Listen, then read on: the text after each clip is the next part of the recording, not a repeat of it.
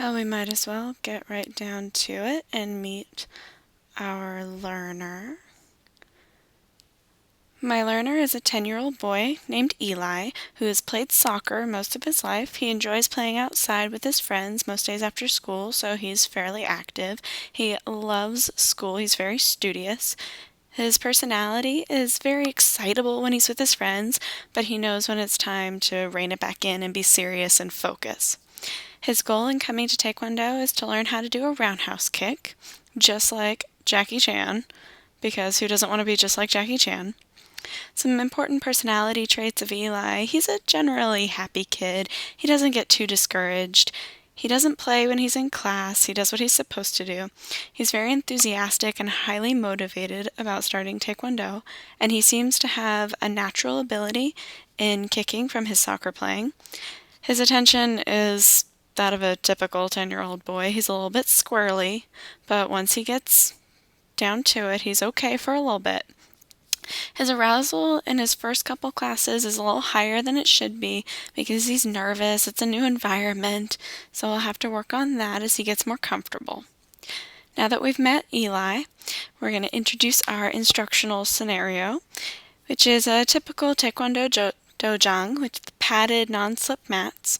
Open space, it's equipped with the Wave Masters, which have the big base and then the taller padded cylinder that you can kick and you won't get hurt.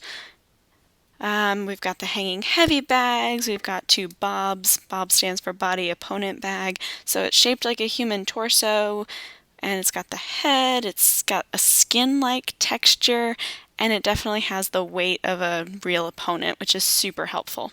And then we've got the handheld flapper targets. So now we're going to talk about his target skills.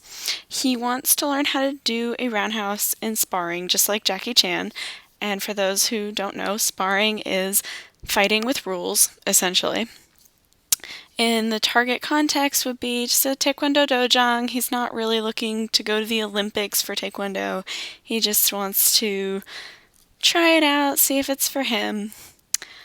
The characteristics of his target skill: it's a discrete skill performed in an open environment. Sparring is anything but stable, so it is very much open. In front of other people, we always have ring refs on the side who are watching for fouls, for malicious intent, who are ring coaches helping the students out as they need it. And there is only a slight risk of injury. One of the studies that I've cited from the British Medical Journal says that the new rules that the governing body of Taekwondo have implemented have significantly reduced KOs and serious injuries, such as concussion. The skill requires balance, multi-limb coordination, and inner joint coordination, as the other study I have cited shows. We're going to start with Eli as a beginner. He's in stage 1, that verbal cognitive stage, where he will need to begin learning with program learning so that he has a foundation for building the more complicated kicks on. He has to learn how to properly execute the roundhouse kick. Since he wants to be able to use his kick like Jackie Chan, he should learn how to perform his roundhouse kick in many different ways with different parameters. For his sparring, he'll also need to learn response programming and generalization, since sparring, as I said before, is an open context, for which roundhouse will work best in which scenario. So if you're standing with the same foot back as your opponent, if you're standing with opposite feet back, do you want to go with the front leg roundhouse or the back leg roundhouse? Then this is my YouTube video of a proper roundhouse from Quan Kicker, who is amazing. I'm not going to watch the whole thing. It's a back leg roundhouse. You can see how he gets his hip all the way over. He gets his shoulder into the kick, and his base foot is pivoting almost all the way around. Oh no, what did I do? So that is what a proper roundhouse should look like when you're going towards the head. The mechanics of it are a little bit different if you're doing a low fake roundhouse or one to the knee or one to the chest, but it's pretty much just like that. So the learning experience for Eli. Eli will begin learning the general motor program of the roundhouse kick with a stationary target. As we can see in this picture, Mr. Ron is holding one of our flapper targets for this child. I don't know who that is. In a blocked practice format where the kid will stand in front of the older student who's holding the target and do the same kick on each leg about 10 to 15 times, whatever the instructor's feeling that day. So it's definitely a blocked practice. They get a lot in, a lot of repetitions. He'll be given verbal instructions, always, because they have to know how to do it right off the bat, so they know what to expect. And typically, when it's their first couple classes, they'll get a lot of passive guidance so that they know how the kick should kind of feel, and then they try it on their own, and they lose that passive guidance as they move up the ranks. So as Eli progresses, he'll be instructed with a lot more prescriptive feedback, fewer blocked sessions. Our older kids definitely don't do this here in the picture that says Activity 1 as much as the younger ones who are just starting out to get that good foundation. Eli will be doing a lot more randomized classes where we'll have him do drills. We might take out one of the Wave Masters and have a deck of cards, and if we call out a 1, a 2, a 3, he has to hit those numbered targets on the Wave Masters with whatever kick is assigned to those particular numbers. And the goal of that is to help him practice retrieval and to really implement the motor program into long-term memory. Once he moves out of the verbal cognitive stage, he'll move into stage 2, where he can begin refining his skills, where we want him to make sure he's getting his front foot turned over all the way, his hip turned into the kick. He's trying to elbow somebody with that back arm, so he gets his shoulders all the way rotated. And we also want him to begin working on his speed and his accuracy, which we'll talk about a little bit more later, and his response selection for sparring. The littles usually start doing the same thing over and over. It's roundhouse me, roundhouse you. Now I'm gonna kick. We want Eli, as he progresses, to try something new. So we'll restrict what he can do. He can't start with a roundhouse, so he's got to start with something else as he moves up, of course. What am I doing? Oh, it's the wrong button. So the learning experience continued. It's always going to have to be elaborated on since he's getting better as we're going. As he gets better in the motor stage, he'll be given less simplification practice of just the kick alone. So once he's got that roundhouse nailed, that back leg roundhouse just going to the face, it's beautiful, it's perfect. I've got a picture of it in here somewhere. Now we're going to add in part practice, where we want him to do a skip. You're going to practice your skip a couple times, then you're going to add in the roundhouse at the end. So he can cover more distance if the target's further away. He can make it a little bit quicker if it's off the front leg, or we'll have him switching feet or turning or any combination thereof. And to get him to do these, he may, as he gets really advanced, Master Shin will just tell you what you're supposed to do and expect you to know how to do it. Or he'll be shown with a demonstration or with his own trial and error if he has the unfortunate luck of being Master Shin's guinea pig. The feedback that he is given during the target practice will definitely reduce in frequency because he should be starting to understand that intrinsic proprioceptive feedback. He probably will always feel it, even from the beginning, but he won't know how to interpret it right off the bat. But by this point, if we're adding in skipping and jumping and all of the fun acrobatics that you see on TV, he should be able to understand, oh, I felt a little wobbly when I turned because my heel came up too much. Next time I need to not do that. We won't need to tell him that. He'll probably get a summary type feedback after a sparring match saying, oh, you did this really well, And now I want you to watch that hip turn. Make sure you get all the power you can get. Something like that instead of kick after kick. You didn't do it this time. Do better. Well, not necessarily do better and hit them over the head with the target, but can you turn a little more? Pretend like you're elbowing somebody behind you. There will be less and less of that as he continues on.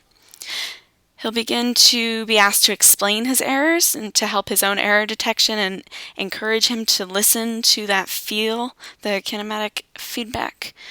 And he'll be given more instruction on where to look. That's probably one of the hardest parts for littles to learn. They want to watch feet. If you watch feet, you get kicked in the face. So as Eli progresses, we'll tell him, okay, you need to look at the shoulders instead of the feet, or look at the hips, or look at the eyes, because they'll tell you what's going to come next. And we'll definitely start him out on mental imagery so that he can see himself performing these incredible Jackie Chan kicks, so that when Master Shin calls him up to demonstrate during the Bellevue picnic or during testing, he's like, okay, I've seen myself do this. I know I can do this. And he's got some lessened anxiety. His arousal level is a much better level than it was when he first started. So some of the activities that we will have him do, classes will begin with a cardio drill like jumping jacks, running, high knees, flutter kicks, speed punching, which are always fun. The kids love doing things like that because it's high energy. It gets them engaged. But the overall goal, they don't need to know this, this is a secret, is to improve their cardio so that they will be able to survive that 2-minute continuous sparring match. And this will be measured by how exhausted Eli gets at the end of his practice rounds. Part 2 of class is always kicking, some kind of kicking drills. As I said before, he'll only kick the stationary target at his chest height in his first class, and we're going to assume since he's 10, he doesn't have any tendons or bones or joints, and he can kick the ceiling, so he will probably be kicking a higher target in his second week or so. And the goal with the stationary target, again, is to give Eli some confidence and to move him from stage 1 to stage 2 and to get him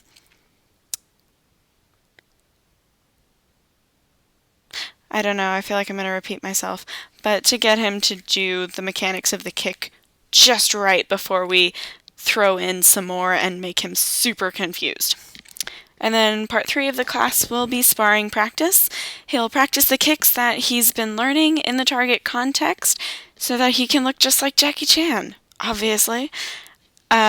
Preferably wearing this full sparring gear that you see to the left. We've got the headgear, mouth guard's not in there, the chest gear, the forearm guards, gloves, shin pads, and foot guards. We want him to practice in all of that because it is quite a different experience from practicing in gear as without. And we want him to practice all of these acrobatic kicks in the target context so that he will start facilitating some of the transfer of learning from just kicking with a partner to sparring with a partner and using these incredible kicks. And he'll be able to get used to the limitations of the gear and begin to explore what works during sparring through trial and error. And then this part of my terrible drawing, this is one of the most fun activities that we do that emphasizes randomization of practice and the varying mapping. So it's an obstacle course. If you can kind of see, it's designed like a circuit training. And the goal is to facilitate the conversion of the motor programs to long-term memory out of short-term memory and force the retrieval practice. So they're going to start on this Wavemaster right here that says 30 to 50 front leg roundhouses, and the goal for that is speed because the person on this first station in the upper left is the one who determines how long everybody else has to go. The quicker they get done, the quicker everybody else can move on, and the quicker this drill will be done because this is not a fun circuit to do. I don't know why they like it. It is brutal. But Here they're going to work that front leg roundhouse, which is always supposed to be super fast. They're trying to get speed here. Accuracy is not quite as important. They want to go fast. The second station with the grid, they're going to hop from one square of the mat over a square to the next square. And the goal of this is power, to get that explosive energy that you need to be able to jump high enough to execute the kick. The next station with the little dude doing the plank is the mountain climber station, and that's again cardio. Gotta be able to last those full 2 minutes, preferably longer in case there's a tie. You've got to do it at least 15 seconds. We're not that mean. We're not going to make you continuously do mountain climbers until person 1 is done with all of their kicks. We like them to go at least 15 seconds if they can and build from there. Then after the mountain climbers, we've got skipping kicks with my little dude who's doing a roundhouse, I think is what that is, where they've got a target holder. The target holder is going to hold the target at their side. When the counter says a number, the target holder puts up the target, and the person has to kick it with a skip as fast as they possibly can. The goal here is working on the skip to get some of that explosive power, to start activating those motor programs, and to work on their accuracy more than anything else. My next little wave master in the bottom center is a back leg mid-level roundhouse, which is what you saw Quan Kicker do in the beginning. It is a kick exclusively for power. You want a powerful roundhouse, because if you get your opponent once in the floating ribs and their hogu, their chest protector, is just a little too tight, you can win with the TKO. Jackie Chan has done it many, many times, and since that's what Eli wants, this is one of the things he needs to practice. And then my last little stick figure here, he looks like he's punching somebody, is punching drills, hand-eye coordination, trying to get some hand involvement, to get some more accuracy, some cardio. We don't really emphasize hands too much, but it's definitely an important part of martial arts. And the last drill is my little ladder over on the left. And the ladder drills are to work on footwork, to make sure you can do the switching feet as rapidly as you possibly can, that you can dance your way around your opponent. You're not just charging in nose first and getting side kicked in the chest. So this is one of the more fun activities that the kids love, and it's got a whole bunch of aspects of martial arts that it works all in one, and they usually have a good time doing it. And if kids are having a good time, they stay a little bit more motivated, which is always nice. Makes my job easier, at least. Some modifications, since, real life Eli, not his actual name, but real life Eli had some natural ability. He didn't really need too many corrections, but we'll pretend that he did for the sake of the project. So let's say Eli does amazing kicks to a stationary target, but not so much when the target is moving and sparring. Now we all know Jackie Chan never hit just a standing bad guy. The bad guys don't just hold still. So during practice, one of the things that we could do, instead of having the target holder just stand and hold the target in one place, they can drop the target to their side, wait for the lead instructor to count, and put that target back up in a different place every time, which would give Eli the fraction of a second to identify the stimulus, which response he would need if it was a low target, a mid-level, or a face-high kick. And you could move backwards a little bit, you could move forwards to make him work on his footwork a little bit, make him keep guessing. You make sure you're randomizing the practice so he's getting that varied mapping. And let's see, oh my goodness, small children, they have this problem all of the time. So the next modification that I'm going to talk about is if Eli started to not pivot his base foot. That is a big no-no, because when you don't pivot your base foot, you are setting your knee up for ACL tears. I have seen it happen, and it does not look fun. So we want to make sure the kids don't do that. But see. I have it as he started doing it and then he stopped doing it, but now he's doing it again. So in order to get him to stop doing that, because kids are really flexible, they're like insanely flexible, it's not fair, but they don't really need to pivot their foot because they're so flexible. But if we don't teach them when they're 10, like Eli, to pivot their foot when they're 20 or when they're 50 or when they're 60 or even younger. I've seen it happen to a 45-year-old. And they do this kick and they don't pivot, they're going to cause injuries. We got to teach them young to pivot that foot. So in order to correct this, we would take him back to the basics for a few classes of blocked practice and have him really focus on that intrinsic feedback from the base.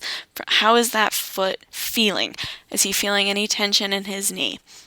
Making sure he's bringing his shoulders around and that back elbow has to be driving the whole torso forward into a nice pretty turn. So we could bring him back to a few classes of block practice and gradually add back the varied randomized practices to make sure that he's getting the full pivot. If you don't pivot on the roundhouse, you lose like 6 inches because you have that whole hip that you're not able to get turned over because the foot isn't turning. And you also lose power because you're holding your whole body back. So you really need that foot pivoting. And then we could give Eli a new way of focusing his attention in order to avoid leaving his foot unturned. He's probably focusing on going too high if he's leaving his foot unturned. So we could lower the target and say, hey, focus on a chest kick instead of a face kick. Yeah, it's going to be less points, but if it gets him to turn his foot, it'll be worth it. Then we can work on mental imaging practice again to make sure he's seeing himself doing the most technically correct kick he can possibly do, and to help him remember doing it in sparring. Oh, well, there's Eli. I knew I had a picture in here. It's not actually his name, but look at that kick. He's got his foot easily 6 to 8 inches over his head. His base foot is pivoted beautifully. He's got that back elbow going backwards and his shoulders are following through. So, and then citations. I think that is everything. Thank you for your attention.